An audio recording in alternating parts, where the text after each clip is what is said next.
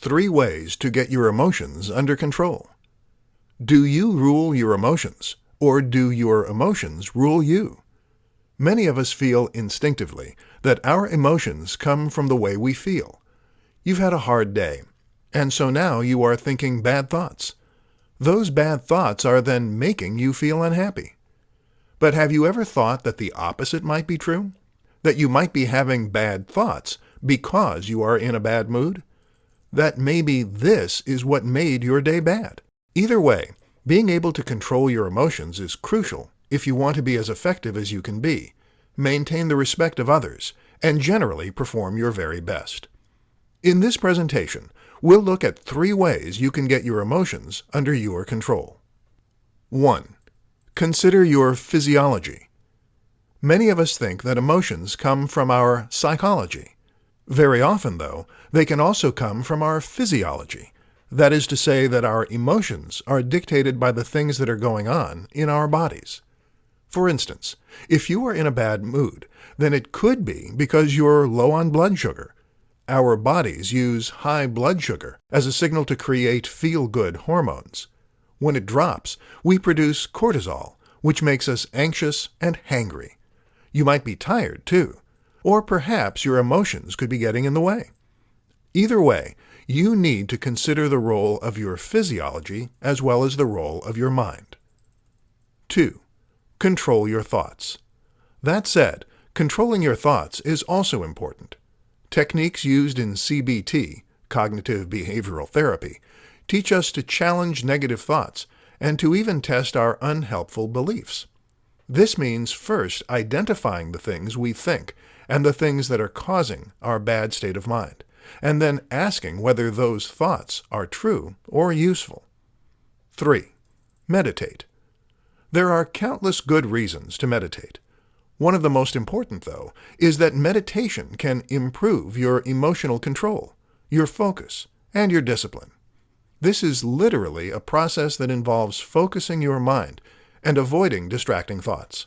And if you can do that, then you can avoid distracting emotions as well. In the short term, a bout of meditation is a great way to calm your racing mind. In the long term, it is a powerful tool for enhancing your emotional stability. 5 surprising ways the mind influences the body, and vice versa. It is a mistake to think of our mind and body as separate entities. The reality is that we are holistic machines, and that no aspect of our psychology, physiology, or biology can exist independently of the rest. Your mood is tied to your physiology, and your physiology is tied to your mood. This is part of what makes the mind so powerful. It controls not only our thoughts, but also our body. Here are some surprising examples. 1. Your mind can boost your immune system. If you are positive, jolly, and surrounded by people who love you, then you are actually more likely to overcome illnesses. It turns out that stress suppresses the immune system, whereas happiness hormones can reinforce it. 2. Stress changes your children. Stress changes your biology in many ways.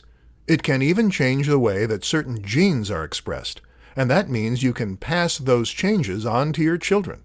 Surprisingly, if you are very stressed when you conceive, your children are actually less likely to be stressed in life. 3. You don't digest food properly.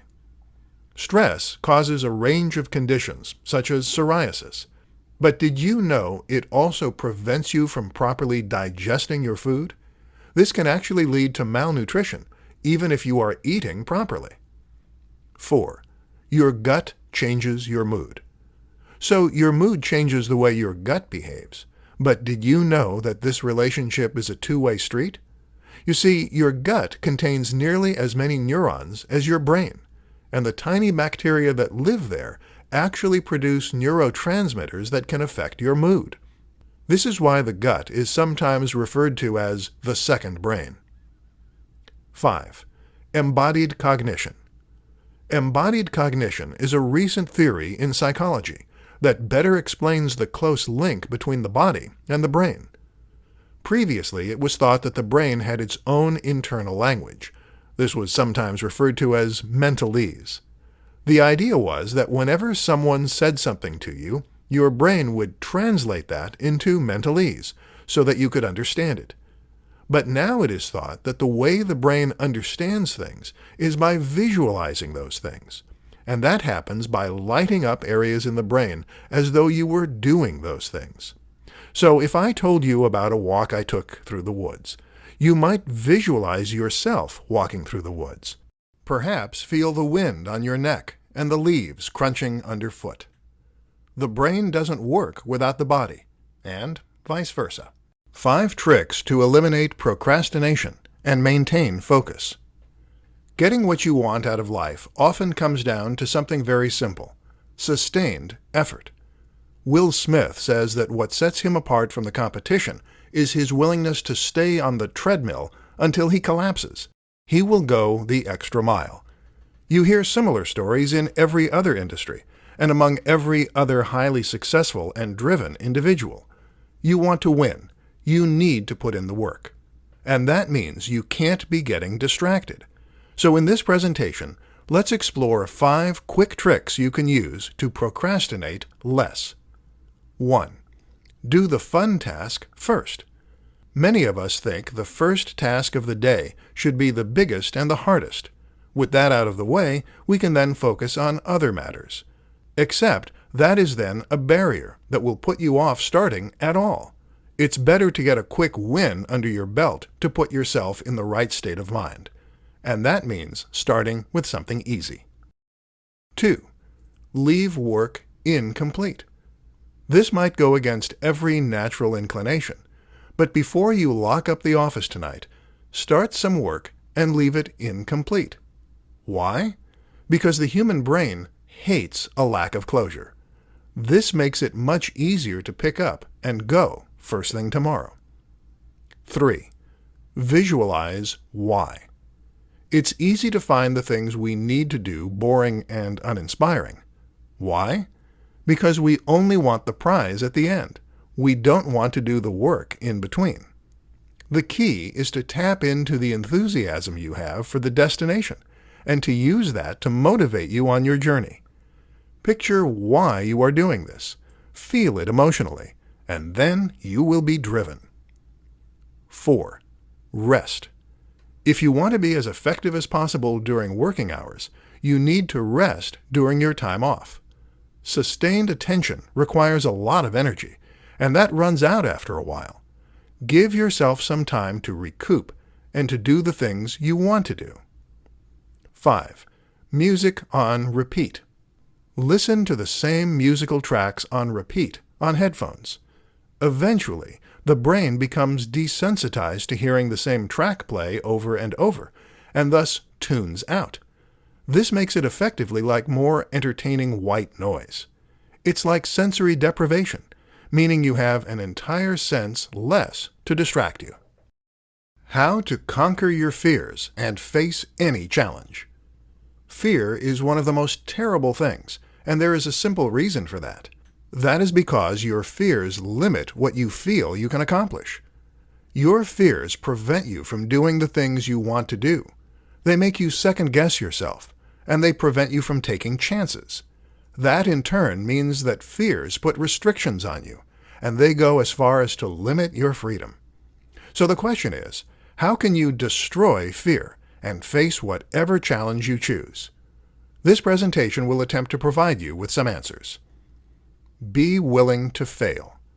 It is not a brave man or woman who believes they cannot fail. That is a foolish one. Rather, it is a brave person who knows they can fail, but is willing to live with that possibility. This is the central philosophy of Stoicism in a nutshell. The notion that you might fail, but that is okay. Once you accept this possibility and realize that you can and will survive, it liberates you to try new things and to deal with the consequences when they come. Love the challenge. Similarly, it also pays to revel in the challenge. You don't fail until you stop trying. In the meantime, everything else is just another challenge, another obstacle. Think how dull life would be if everything were easy. The reality is that our brains and our bodies are designed to grow. They love challenge because this stimulates that growth and gives us a chance to better ourselves. So when your boss is giving you a hard time, consider it a test of your resolve.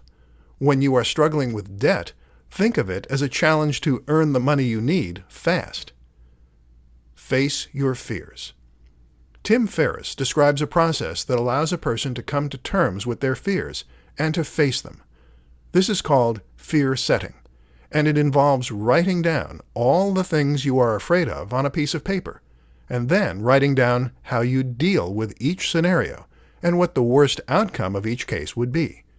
So, if you are afraid of changing jobs, then maybe your fear stems from the fact that you might not like the new job, or that you might not be able to do it. But how likely is that really? You managed with the last one. You wouldn't have gotten the job if your employer didn't think you capable. And if that happened, wouldn't you just change jobs again? How to get more from life by changing your mindset. Most of us hold a huge selection of different limiting beliefs. These limiting beliefs pertain to who we are, to the amount of power and influence we have in our lives, and to the way we're supposed to act in the world. And without meaning to sound pro-conspiracy, a lot of this appears to be by design, a byproduct of the modern lifestyle that we have been born into. We grow up having certain beliefs about what is expected of us and who we are meant to be. And because we are never given an alternative view, we tend to just accept those views. For instance, you grow up believing that at the age of 18 or 21, you will finish your education and get a conventional job. You'll get married at 25 to 30, and you'll have 2.5 perfect kids. What you won't do is run away and join the circus, or decide to work online and to travel the world while you do, or to choose to delay having a family. We are taught to fear all kinds of things. We fear debt. We fear old age. We fear being alone. These fears keep us motivated. They keep us motivated to work those boring 9-to-5 jobs and not to leave work for something more fulfilling. We are taught to want things that we don't really need. How about a big house and a good title, so that you can impress other people? How about a widescreen TV and a huge amount of videos? Let's be honest. You can get all the entertainment you'll ever need from one old computer. And how much money do you really need to go traveling? Why does a title matter? Wouldn't it be more fulfilling to do a small job that you don't care about and to, meanwhile, chase after your dreams in your spare time? No answer is wrong. If you're happy with the conventional view of success, then that is fine. But the point is that you should expand your mind. You should open yourself to other possibilities, other routes, other ways to be happy. Don't be afraid. Don't let fear put you in a box or dictate what you're going to do with your life. And certainly, don't be dictated by the expectations of other people. You can do anything you want to do. The worst case scenario is not as bad as you think it is, and there is limitless possibility out there.